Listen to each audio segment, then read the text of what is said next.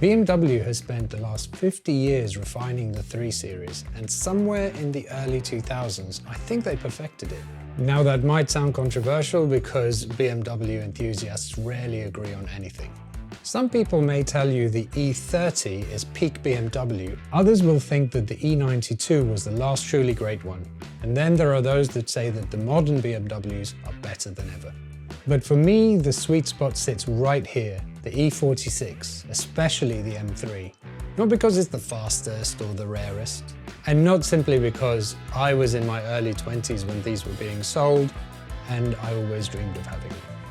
I think the E46 represents a time when BMW designed perfectly balanced elegance, sportiness, restraint, and modernity. To explain why though, we need to go back to the beginning.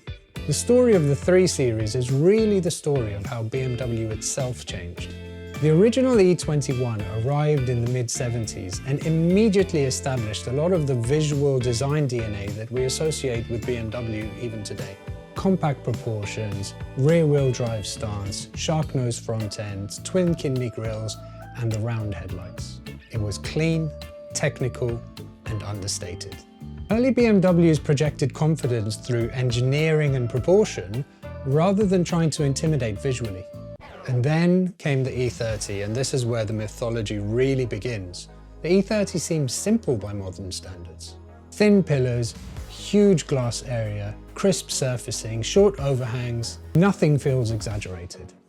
And because of that, it still looks great more than 40 years later. This was also the generation that locked in BMW's reputation for building driver-focused sports saloons. Especially once the M3 E30 arrived, that car became bigger than BMW itself. It became an icon. But then BMW did something interesting. Instead of evolving the E30 cautiously, they completely changed direction. The E36 arrived in the 90s. I think BMW's intention was to make it look wider, smoother, and more aerodynamic. And people didn't all love it.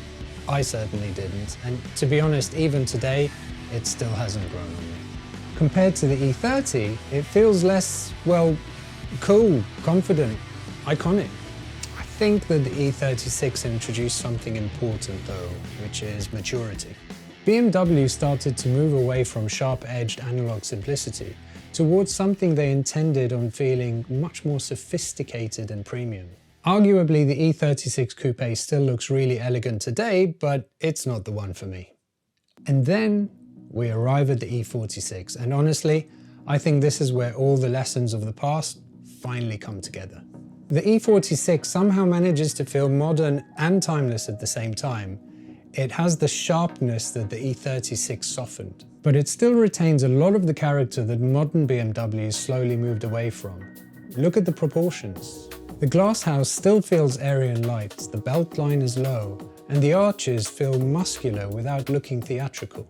The squared-off headlights once again have a rounded feel to them, but done in a really clever way. A lot of people love the E90, and especially the E92 Coupe, but probably controversially, I think the front proportions are a bit all over the place. The front corners are a little fat, and the lights never felt in proportion with the hood. I can absolutely see why people love them though. The side profile is very elegant, and the whole car has a much more muscular, mature feel than the E46. But for me, this is also where BMW design started becoming slightly more serious and a little less effortless. And then came the F30 generation, and this is where BMW started feeling much more globalized to me. More refined, more luxurious, more digital, but also a little more anonymous. The F30 isn't a bad looking car at all. In fact, I think the M Sport version still looks pretty sharp today. But this is where the 3 Series started feeling less emotionally distinctive. Almost like BMW had stopped designing for enthusiasts first and started designing for everyone. And then we get to the current G20 generation. And interestingly, I think this is one of the better looking modern BMWs. Especially when compared to some of the genuinely baffling design decisions we've seen across the range recently. I'm really not a fan of the new M5 or the 7 Series, and don't get me started on the iX models. But the G23 Series is still recognizably BMW. The grilles are still relatively restrained, and from some angles, it still carries some of that old BMW confidence. But it also feels much more aggressive and much more technology-led than the older cars. And maybe that's just what modern luxury design has become. But for me, it also highlights exactly why the E46 still stands out. I completely understand why some people would choose the E30 as the best looking 3 Series. There's a purity to that car that's incredibly difficult to recreate today. But for me, the E30 feels slightly tied to its era visually. The E46 somehow escaped that. It still feels contemporary now. As for modern BMWs, they're objectively better in every measurable way. They're faster, safer, more luxurious, and more advanced. But I do think something changed. BMW design became more aggressive, more digital, more visually theatrical. And somewhere along the way, BMW stopped feeling quite so effortlessly cool. That's why the E46 stands out to me. It's kind of aggressive without screaming for your attention. That's why it still has presence. Modern luxury cars try very hard to look expensive. The E46 doesn't need to. It just looks confident. And I think that confidence comes from how coherent the whole design feels. The headlights, grille, shoulder line and stance all feel like they're part of the same conversation. Nothing feels oversized, nothing feels performative, and nothing feels like it was added purely for visual drama. The kidney grills are still proportional to the car, and the headlights still feel elegant instead of aggressive. The Hofmeister kink still feels subtle rather than overemphasized. And the body surfacing is incredibly clean. When light moves across the E46, you notice how restrained the reflections are.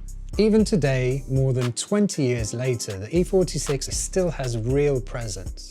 And I think that's why so many people still connect emotionally with this generation.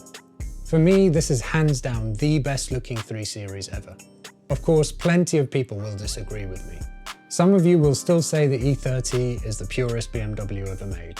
Others will argue that the E92 was the last truly special generation. And honestly, I can understand both arguments, but for me, the E46 was when BMW finally perfected the formula. And I'm not convinced that they've matched it since.